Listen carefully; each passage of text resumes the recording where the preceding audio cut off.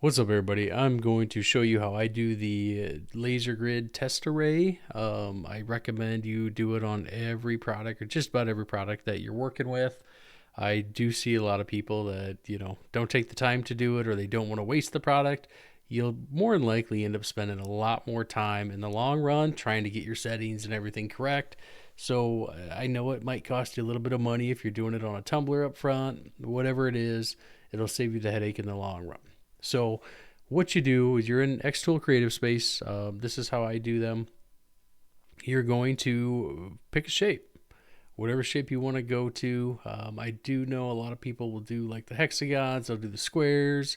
Looks like a lot of people actually tend to like this one too because it shows like a smooth round and then a quick corner. So it feels like it gives them better results. So you're going to pick this, position it kind of wherever you want. And I'm going to show you two ways, one way not to do it.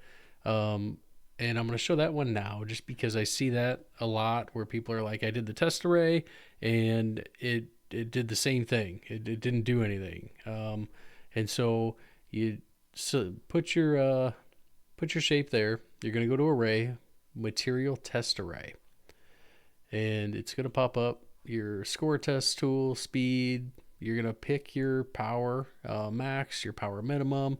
If you want to start at like 50 and go to 100 for power, speed, maybe you want to bump up to 200 and start that at 150. It's going to automatically adjust down here for you. You can add more columns, you can add more rows, however you want to do it, and then you're going to hit OK. Then you're like, oh, wait, I'm not doing a score test. I would need to do engrave. So let me show you here on the score test. We're going to go up here, select everything, and we're going to ungroup. And so if we look, we can see it was set 50 power and 120 speed, which makes sense, right? Because we have 50 power, 120 speed. This one is set to 59 and 120, which is matching. But as I said, we didn't want to do the score. We wanted to do the engrave. So I just regrouped everything so everything's together. And we're going to switch it to engrave. And so you're like, oh, everything's good. Everything's looking great. Well, it's not. If you go and select everything, select ungroup, if we check these again, well, this one's at power 1 and speed 80. This one's at power 1, speed 80. All of them are at power 1, speed 80. So what you need to do, I'm going to delete all this. When you go to set up your test array, pick whatever shape you want. We'll do a hexagon this time. And when you go to, before you do array, you need to come over and select engrave first. Then once you do your array, it'll now show engrave test tool. Get your max power minimum. As mentioned, you can change that, to whatever you want.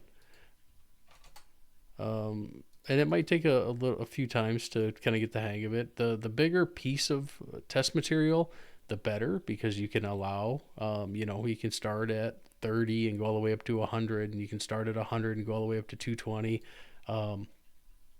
Whatever works for you. So now, to confirm that you have this correct, you're going to want to select everything. And I still have a couple things set to score, it looks like. So if you get multiple values, we know we want to engrave this, so I'm going to select engrave. I'm going to ungroup, and now if we look at them individually, this is 50 power, 220 speed. So this is matching. 58 power, 220 speed, it's matching over here. So we know we are good. It's very simple. Once you do it once or twice, you'll completely get the hang of it. You can adjust the size however you want, and you'll put that on your material test tool. Hopefully that makes sense. If you have any questions, please let me know. The next thing I want to go over is how I do tumblers. And with tumblers, I always start out with a rectangle.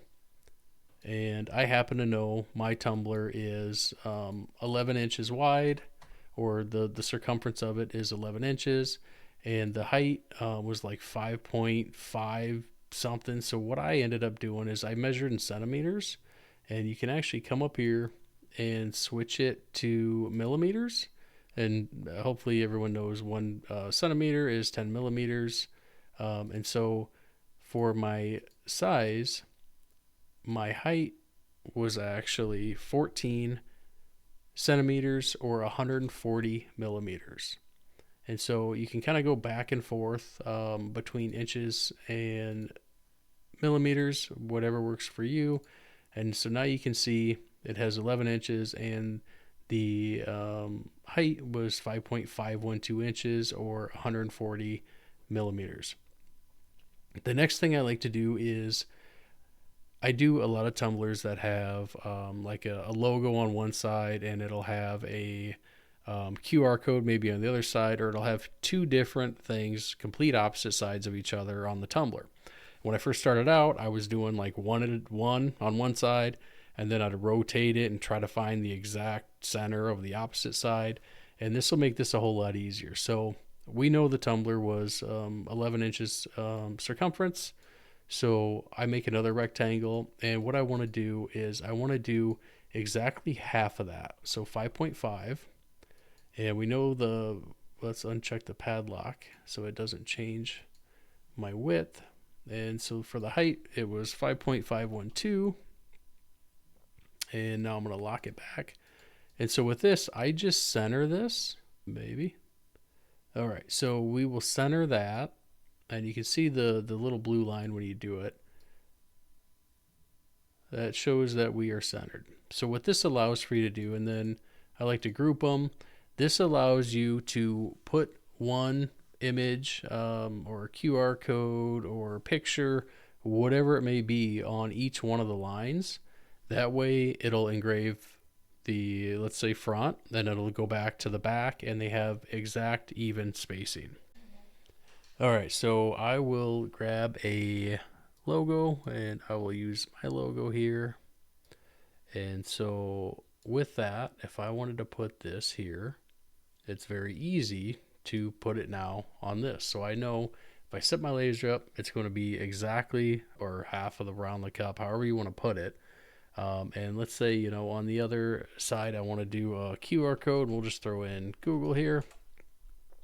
And so now when you engrave, instead of having to engrave one and then try to rotate the cup or use a marker and mark it and try to get exactly halfway around the tumbler, this makes it very easy. And so these are essentially just guidelines. The way Xtool is set up is it's very tough to select things. You can see, like, I'm not clicking the outline here. You can go down to your layer, which we have this set up on its own layer. It's on a blue, and you can hide it. So that will allow you to then just select what you want. I can now group it, turn my layer back on. Okay, so now that we have the logo, you can turn this off, turn it off, and I can select whichever one I want. Let me regroup this. And you can center it with the other logo. You can kind of find the top or the bottom. Xtool is a great tool. So if we turn our grid back on here, we can see now if we were to set this up to engrave, it's going to engrave the front and the back. So the next thing I will talk about is engraving on the tumbler. As you can see here, I have my tumbler positioned from the bottom. So it's grabbing the bottom of the tumbler. And so when you do it like that, you need to essentially group everything, and you're going to turn this to the left because the top of my tumbler is facing away from the rotary. And so if I had the top of the tumbler in, I would want to rotate this the opposite way. That way I know the top of the tumbler is going to be here. It's going to engrave upright. And so because I have mine positioned that way, you're going to want to set it up this way. All right, my audio might have changed a bit. It's on my camera audio now, but as you can see, I have my rotary set up. One thing to note, your Xtool, you always want that upright. I see a lot of people that are like, it did it completely backwards. And when you put this in, make sure it's completely upright. Xtool is that way. So as mentioned, you can see the bottom of my tumbler is in here this way. And so when I rotate that to the left, this is the top up here. Now if I had the top of this in down here, I would rotate it to the right. Hopefully that's making sense. And so when I set up my 14 centimeters or the 140 millimeters, I have that's from the here to here. Some people will measure from the very top of the cup to the very bottom. I like to do just where the engraving space is. So from here, roughly, to here is the 14 centimeters. And so when I set up my tumbler, I'm going to set it up right here. I know this is the top of my engraving space. So if I have it set there like that. So with the laser at the top of the tumbler, this red laser or line dot is going to be the center of your tumbler. So wherever that is, if I were to take this and set it there, this is my center. So if I wanted to engrave, this is going to, since I measured 14 centimeters, this is the very top of where the powder coating is on the tumbler. This is the very bottom. So this is going to be an automatic setup. Super quick and easy. Put your laser at the top of your tumbler and you can drag this and done. Go ahead and set that to process and you'll be good. The other thing I want to show you real quick is, let's say we just wanted to find the center of it. You just wanted an image in the center of your tumbler. It's pretty much the same thing. So what we need to do is we need to select our logo and we're going to center it like that. And we can turn our guidelines back on and you can adjust this however you want, but this will be the center of your tumbler. So if I set my laser there and if I align this with the center, this is the center. So if I were to engrave this right now, let's say we had, a Yeti. A lot of the Yetis have the Yeti symbol down here at the bottom.